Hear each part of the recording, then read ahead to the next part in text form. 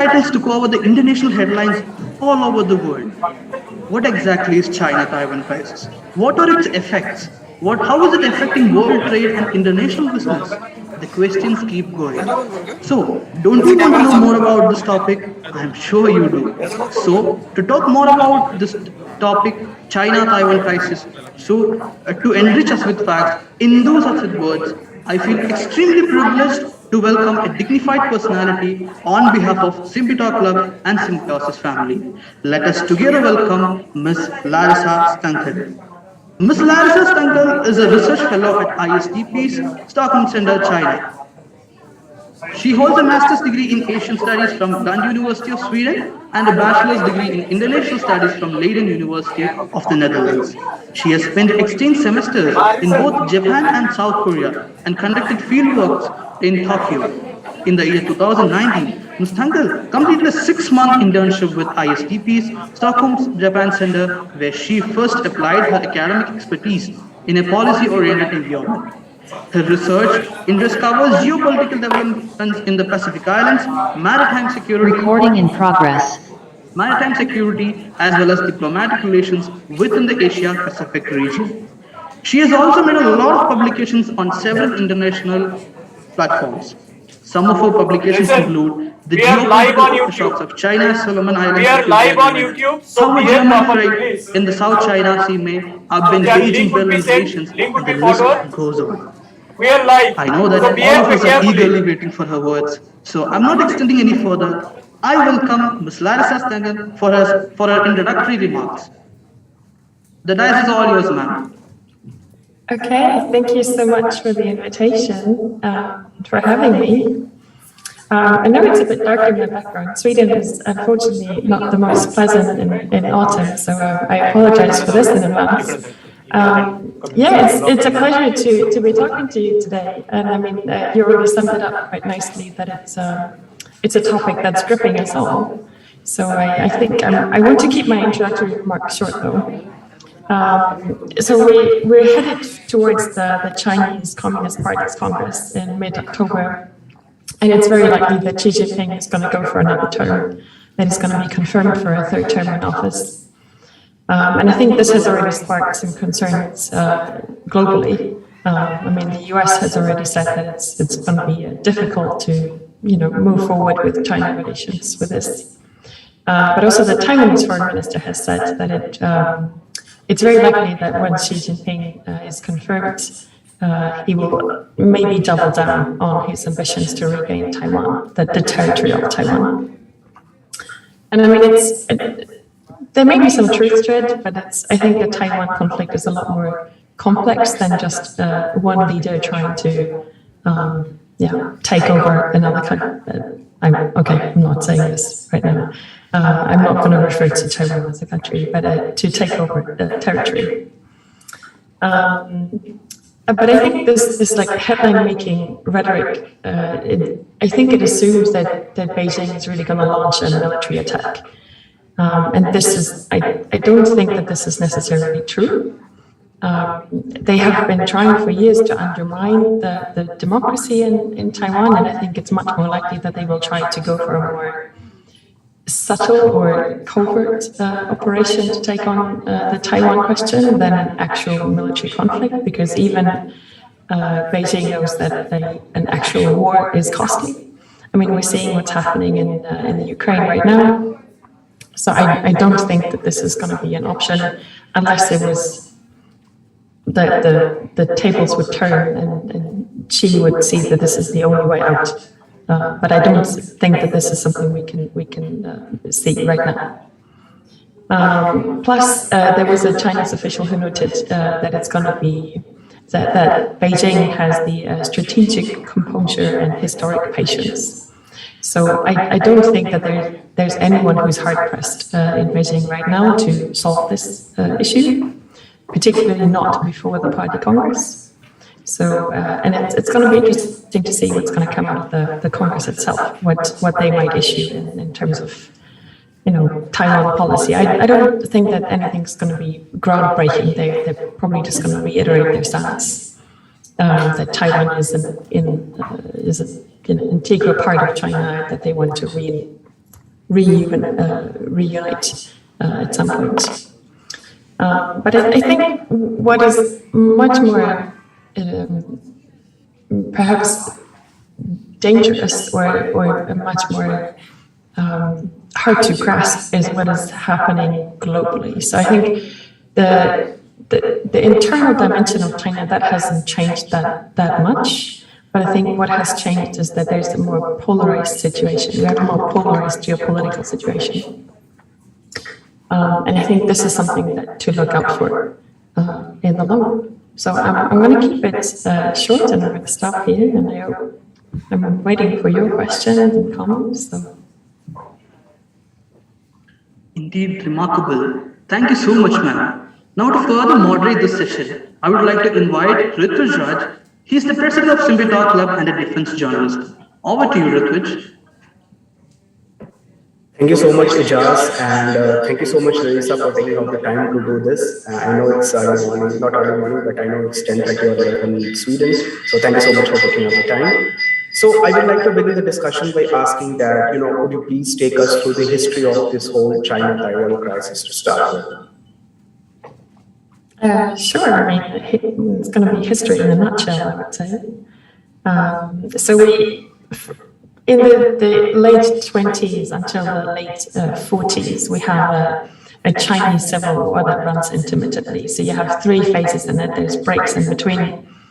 And at the beginning, you have 2 camps. You have the Chinese communists and you have the Chinese nationalists.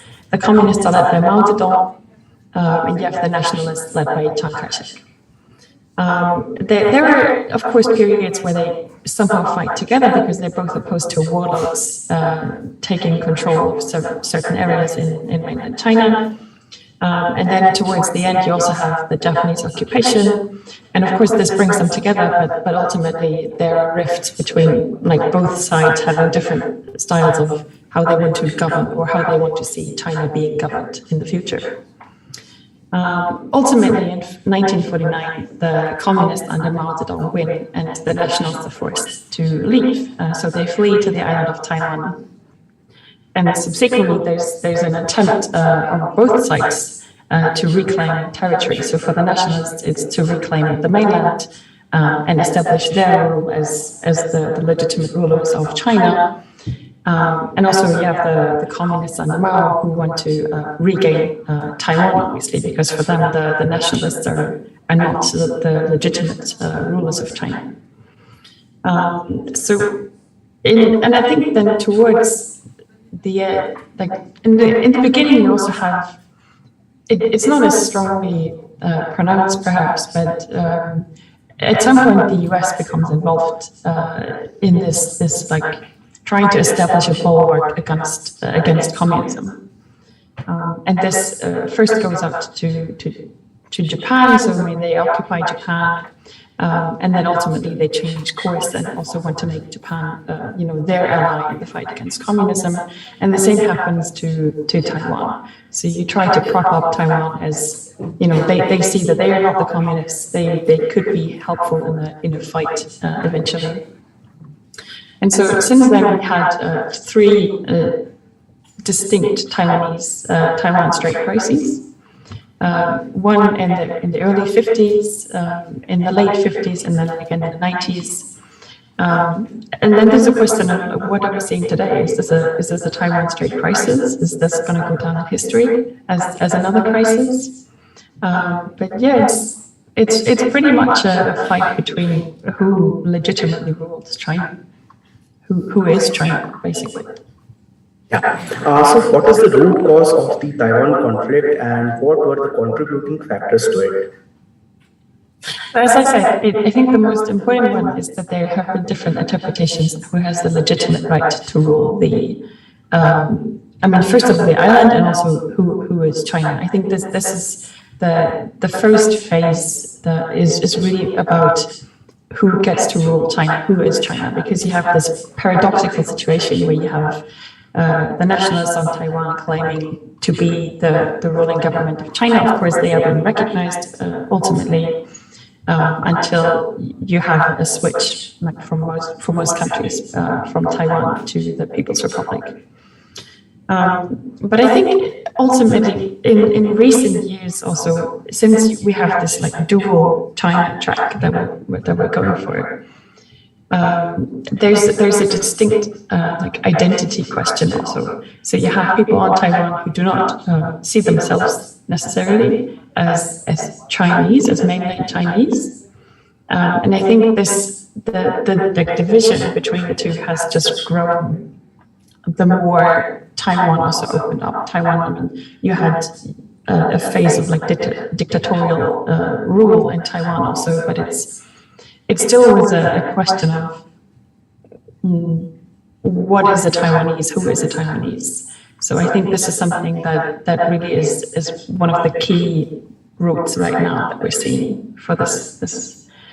But in recent years, we have Xi Jinping in China who comes to power in 2012. And for him, it's a matter of nationalist like revival, so to speak. So he goes in and with almost a personal conviction to try and regain Taiwan as a territory. So there's like a nationalistic purpose, much more than an identity question, I would say. Yeah. Now coming to the current situation, so how do you see the politics that is playing around the issue of Taiwan by the countries who are not directly involved in this crisis? Do you think that it will worsen the situation in Taiwan? Good question. Because we see so many, I mean, especially also in Europe, countries like reshuffling their stance towards Taiwan. We have Lithuania that is definitely edging closer to Taipei than it is to Beijing these days.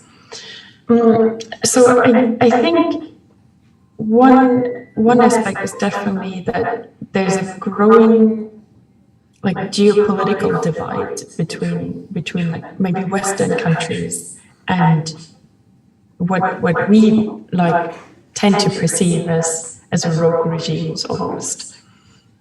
So you have a lot of countries saying, oh, you know, the Chinese, they just want to take over the world. And there's a lot of like, it's almost a securitization of national interests that you have. I think it's sparked by the US. I think the US has a very clear role in this whole Taiwan conflict. But then you also have like smaller countries, Lithuania, I mentioned it. I think maybe in terms of the bigger picture, they might not matter as much, but it's still an interesting case study to look at. Because it might also impact others in the Baltic regions. But I think, could it make it worse? I'm not sure. It depends on how you approach it. If you purely approach them on the basis of it's anti-China, then you're going to definitely get some response from Beijing. If you do it in terms of, I want to get closer to Taiwan, then maybe not. I don't know. It's hard to tell. Yeah. You mentioned about the United States. So how do you see and analyze the role of the United States in this whole conflict? Okay. So I think the US role is, I mean, at first they had this policy of strategic ambiguity. So if we do not tell the Chinese what exactly we're going to do in the case there's a conflict, then they will think twice because they don't know if, you know, is the US going to come? Is the US not going to come? And I think this has worked well because you had a China that was not militarily ready to actually go in for an actual confrontation on the ground. Of course, since then things have changed. China has risen economically. They have a much more powerful military. But then you also, that in itself doesn't necessarily mean that they're going to go in with a military attack. You know, so I think that's something one really needs to take into account and distinguish between China as a growing power, but also as they are going to weigh their options. And whether it's cost effective, whether it makes sense for them to actually start a military attack on Taiwan. But I think when it comes to the US, in recent years there's been this push to go closer, to edge closer towards the Indo-Pacific, to bring the US back to Asia, which you have seen under Obama, and then you have Trump in the White House, whose policy is definitely geared towards it's anti-China. And this has definitely alienated Beijing, but I think it's shifted the goalposts almost for Taiwan, because a lot more. So the rhetoric was not shifted towards being for Taiwan or helping Taiwan, perhaps in terms of like having closer relations in economic terms, or sending more students to learn Mandarin on Taiwan. I think it's a lot more about the US looking inward and trying to securitize the whole Taiwan question, and so it's becoming a lot more anti-China and not for Taiwan. So and I think this is something that is a crucial distinction to make, because it shifts how we see the whole Taiwan conflict most of the time, because this is what you get in the media, most of it. Yeah. And I think in the US there's a new Taiwan Policy Act that is being pushed into Congress. So, and this definitely has an explicit anti-China language, and I think this is something that is dangerous because it provokes unnecessarily. Yeah. Now coming to the Chinese aggression. So how can the international community work towards keeping Taiwan safe from Chinese aggression, and what is the way forward?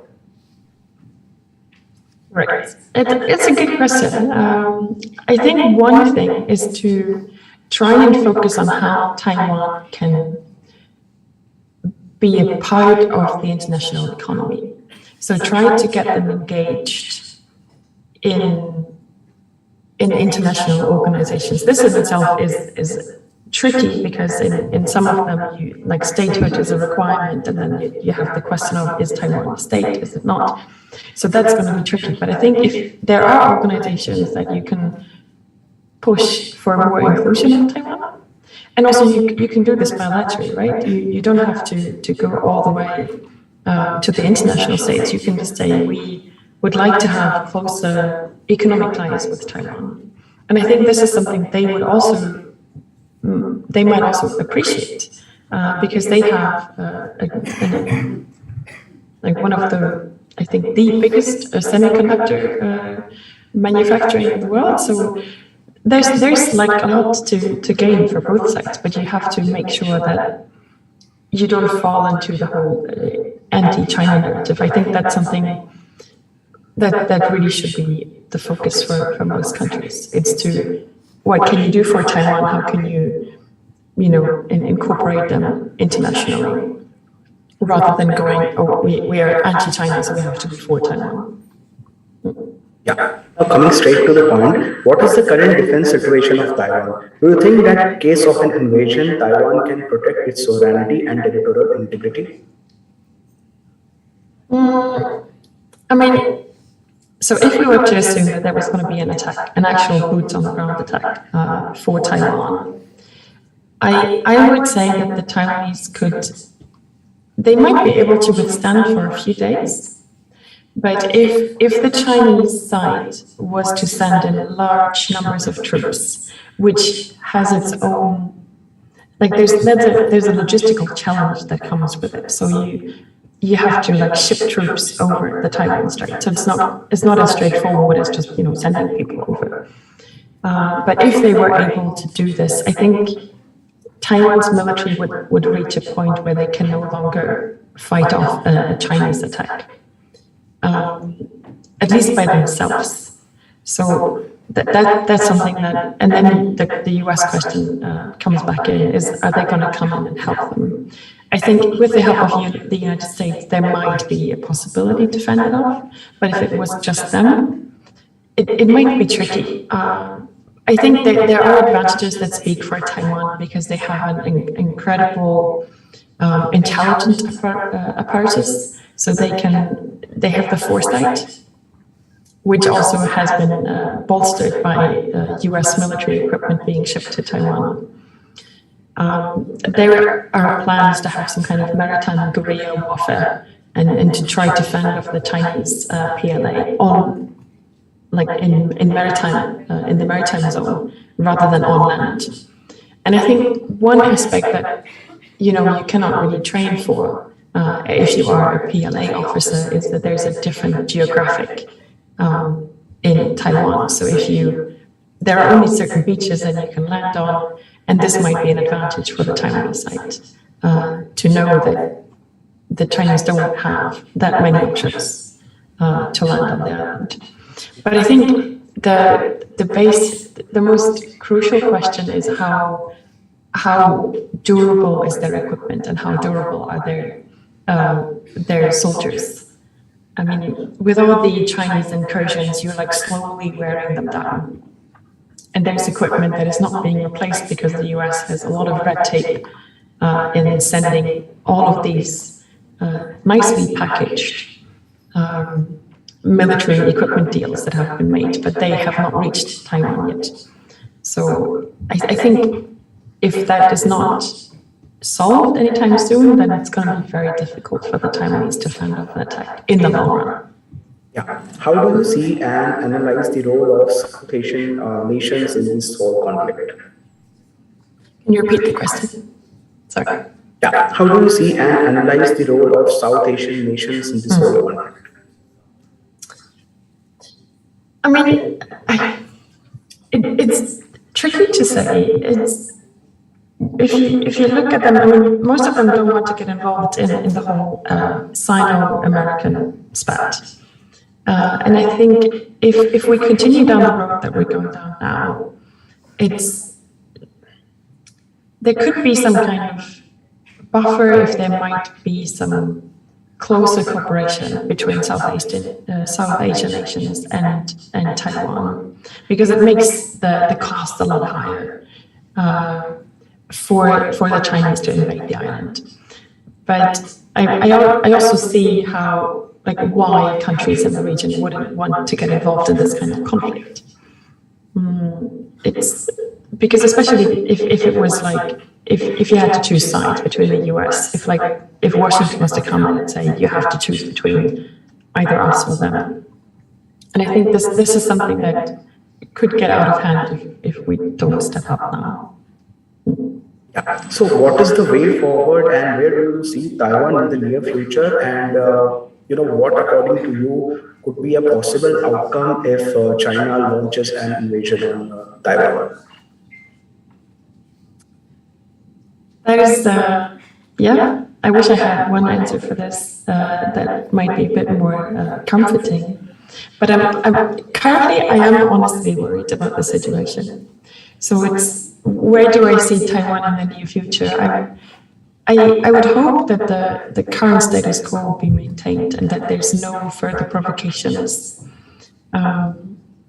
especially from the US side, because it seems that the Pelosi visit was controversial and no one really knows what she was actually doing there. And the debate about values seems to have really gotten the best of it. I don't know where this is going to head, honestly, because it could, depending on how we, also how the Chinese are going to go forward with their party congress. But I think unless we're able to somehow diffuse the Sino-American tensions that we currently see, things are going to get more heated, for sure. And I think there might be there's a serious risk for miscalculation. So if we continue on this path where suddenly there seems to be shifting of goalposts in the US policy, and I think the provocations are not necessarily on the Chinese side all the time. It's a lot that comes from what we see right now is China being lumped into the same pot as the Russians, and I think China is not Russia, so that you have to distinguish between them, but there's a tendency to just put them all in a box, I would say. Yeah. So how do you analyze the role of European Union in this whole crisis, and why European Union has failed to support Taiwan? Hmm. Oh yeah, that is indeed a good question. I think because so on the one hand you see a lot of unity in the European Union right now when it comes to Ukraine apparently, but I think this is because this is like the immediate neighborhood, and maybe for some European nations they don't always see Taiwan as being close enough to really matter. Of course, there's a change. There is like delegations have been sent to Taiwan, but I don't think that the European Union is necessarily going to stand up and say we are for one or the other. I think that the failure in Brussels was that for many years they. I actually don't know really. It's because some countries in the European Union are much more powerful than others, and I think this has really affected how they make policy. So you have a Germany that has been a lot more accommodating towards China economically, and I don't think that they want to necessarily see this threatened. But then you have other like Southern European countries like Spain that don't really care. So I think the unity might be because it's Ukraine, but it's like disunity because it's so far away. In a way, I think that's in my opinion. Thank you so much, Larissa. Now over to Jas. That was a really informative session. It was good to know about your point of views and remarks. But nothing is complete without our students.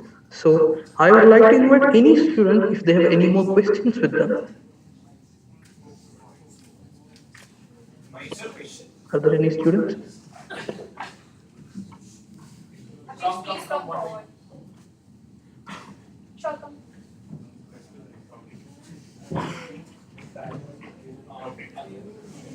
In case if you have any questions, you can just come up and ask in front of the camera. Thank you.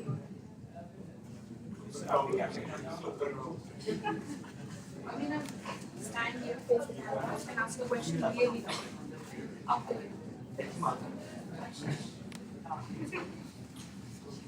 अरे आ जाओ ना जल्दी क्या चल रहा है मजा इधर इधर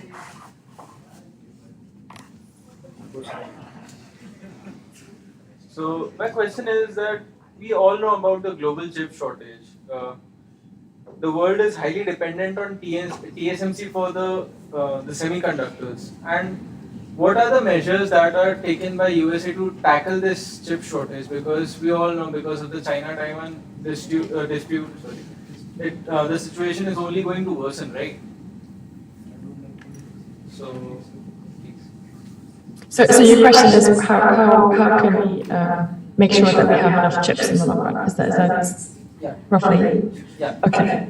So I think there have been so TSMC is going abroad with some of its manufacturing. They have established new plants in China. I mean, because I think this is something to keep in mind. Like the Taiwanese, they have manufacturing plants in China, and they're going to continue to do this because it also is a way for them to, be economically viable. So I think this is something to look out for. They're going abroad to manufacture, and this might be a way to ensure that we still have chips in the long run, because you don't have this imminent threat that if there was an attack on Taiwan, that like all of the chip manufacturing was like cut off from the world. I know that there have been attempts to also go to Europe for chip manufacturing, but I think it's very hard to step into something that has been so let's say monopolized almost. TSMC is such a strong chip maker. It's going to be hard to fill those shoes in the long run. again, that was really a good answer. The next question that would be from me is, what, except the chip shortage and its consequences on the world and its economy, what are the other consequences of the war that is going on between the Russia and Ukraine war and the China Taiwan dispute? What are the other consequences to it? So I think one aspect I think I mentioned it when I was talking is that there's an increased polarization, and I think this is it's dangerous for Taiwan because whatever conflict is going to happen is going to be happening on their territory, so they will have to face the consequences of it. What else? I think the danger here lies in alienating China further. So for me at least, if you push China to the side in this current state, and you tell them that they are just as bad as Putin in Russia, I think you're missing the point that for the Chinese it's about territorial integrity. So for them it's to regain territory that for them was lost when the nationalists went into exile. And I think if you overhype this and say, oh, the Chinese are going to take over, they're going to come in and they're going to do just what they did in South China Sea, they're going to build islands everywhere. I think that's something that could have real life consequences. I'm not sure as to how it could be economic, it could be political in some instances. But just hyping it up, I think is a consequence in itself. So.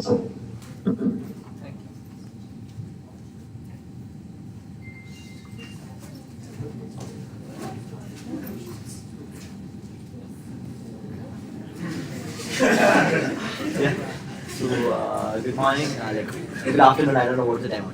So my first question, I have a couple of questions. So my first question is,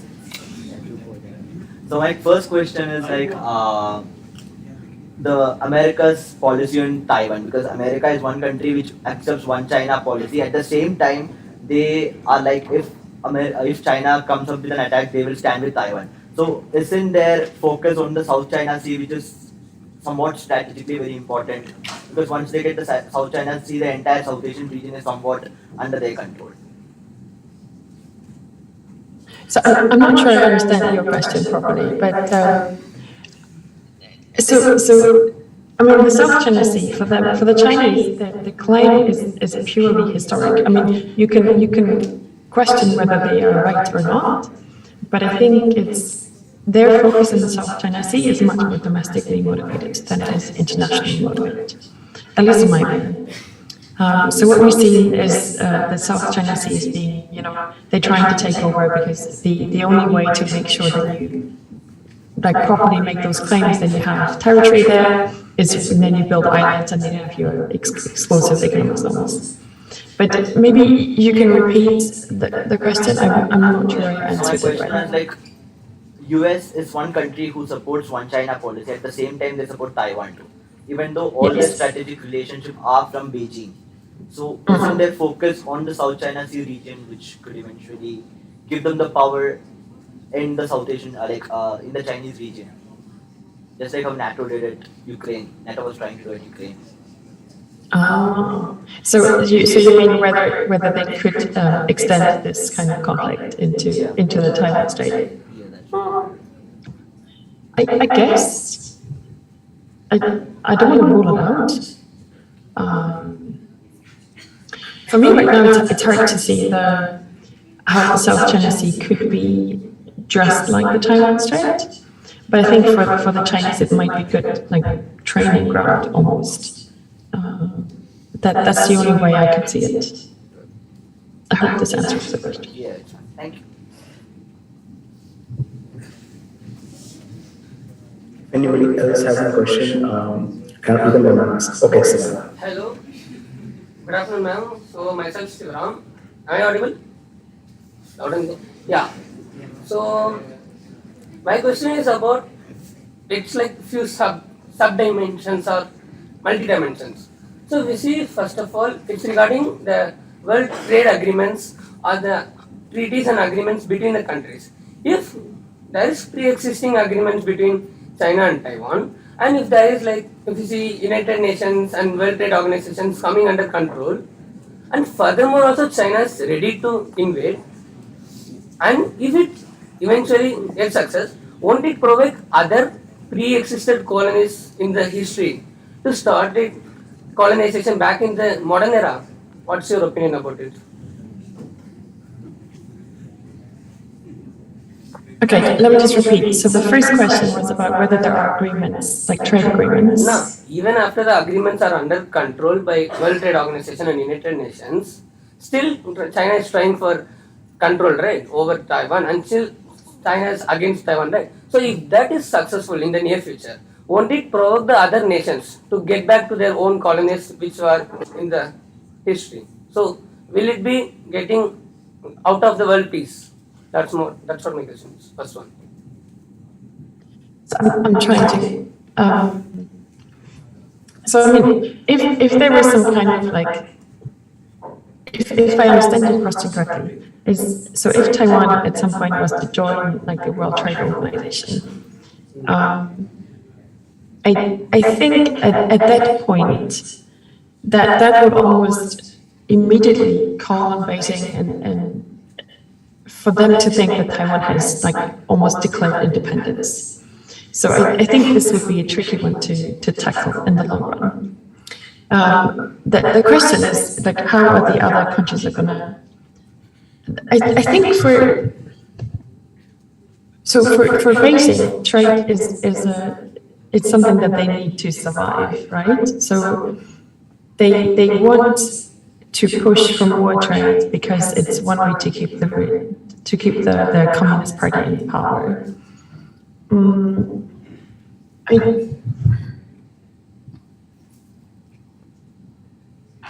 I think so.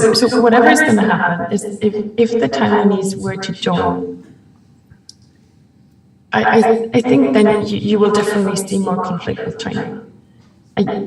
I'm not sure if this is. I hope I answered the question now. I mean, after this, I have like just a small addition to that. You have mentioned while you are saying that the most crucial part to concentrate on is the capability and durability of military force or the abundant force available if in case any clash take place. So, is that technically what both the parties are willingly ready to prepare, or is that the reason why a party is really considering itself inferior just on the basis of military terms or on the basis on resource terms? How will you see this war? It's a completely Okay. Okay, so I think the Chinese, the Chinese, they have trained for so many years, and I think they are very much ready to go for this.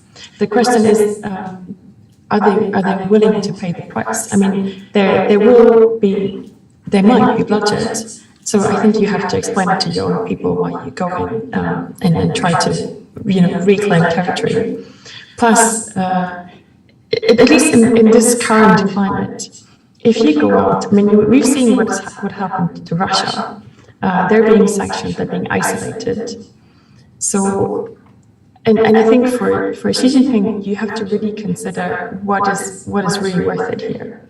So for them, I think what they're trying to do is to get the Taiwanese people on board and try to persuade them that it's easier than to fight an actual war, and like just to join the mainland again.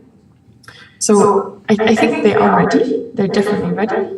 There's a replica of the Taiwanese parliamentary building that is somewhere in Inner Mongolia that they have trained in.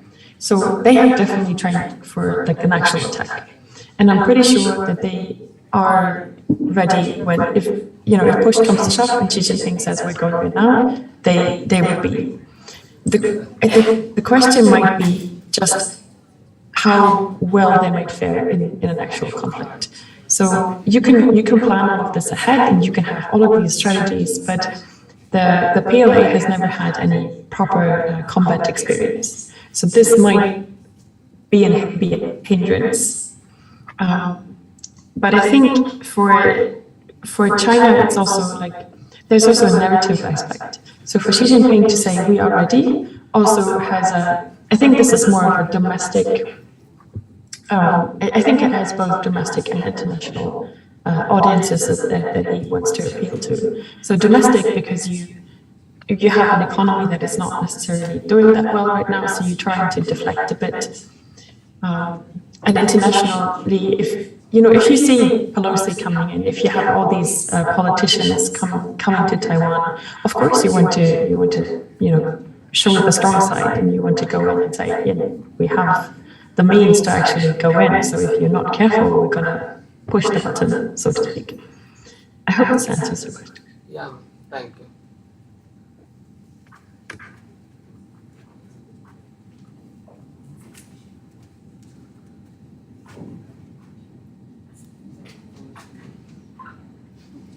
Are there any more questions?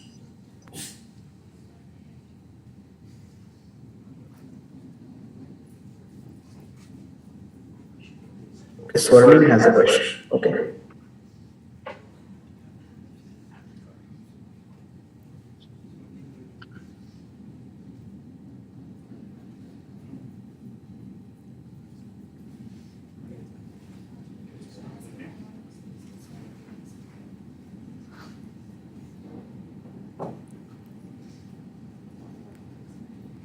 Okay, so there is an anonymous question. So how do you see the role of Russia in this whole thing? We have seen that Russia has openly supported People's Republic of China in this crisis. So do you think so that in case of an invasion, Russia is going to support China militarily? Honestly, that's a very good question. So I think we already. So I already mentioned that I don't think you can lump them together. So China is not Russia, Russia is not China. I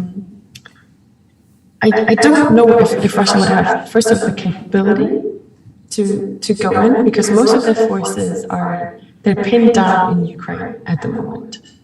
And it's going to take a long time to rebuild their conventional forces.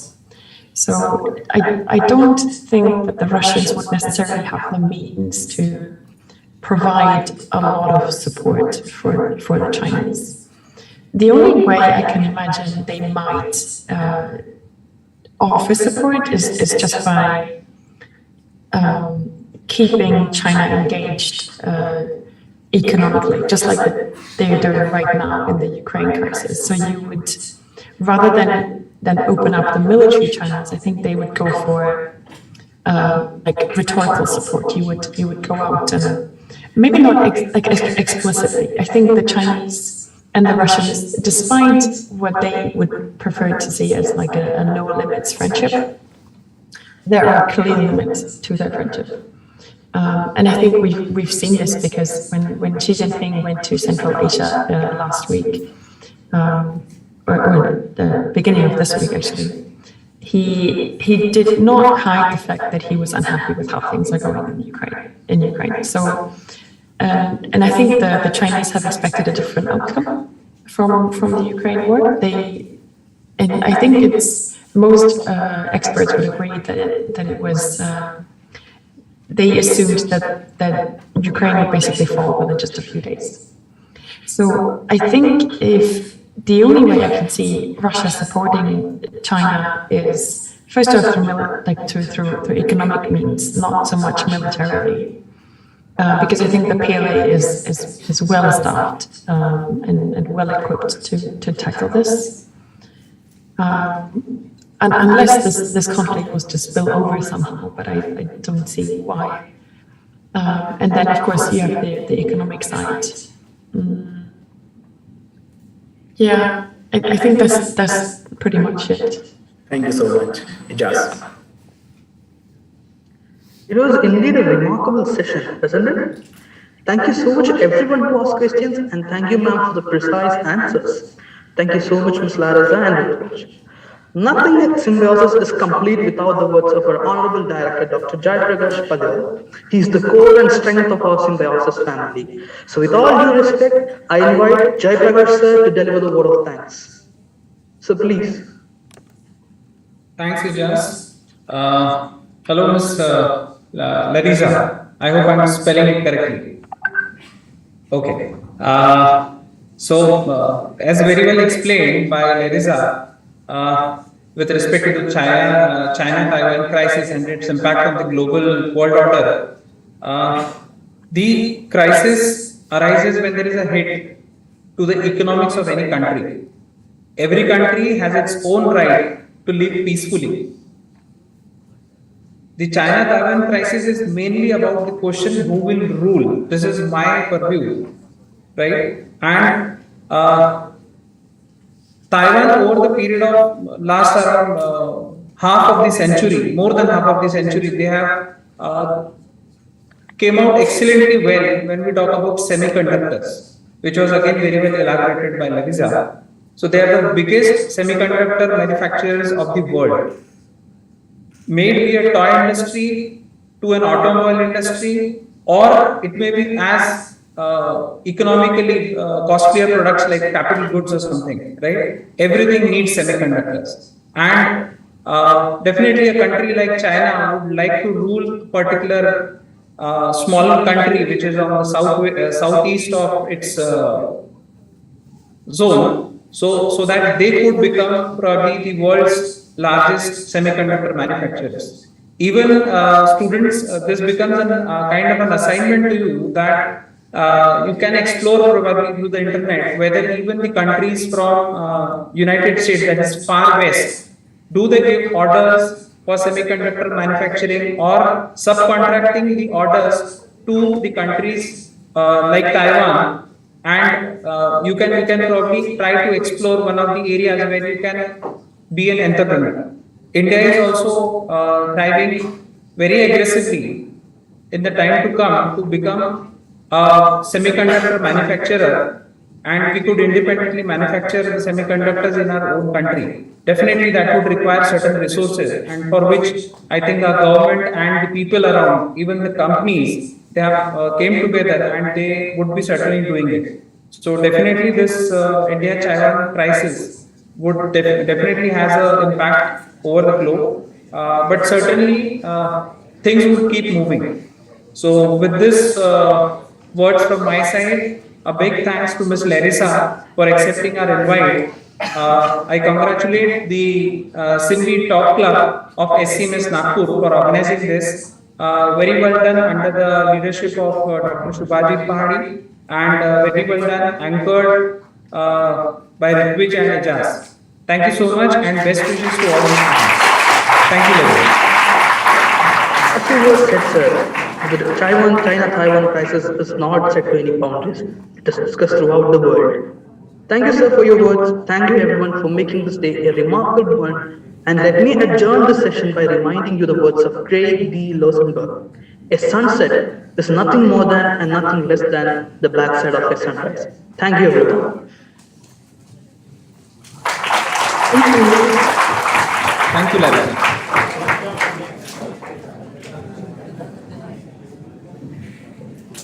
Thank you for being such a wonderful listener.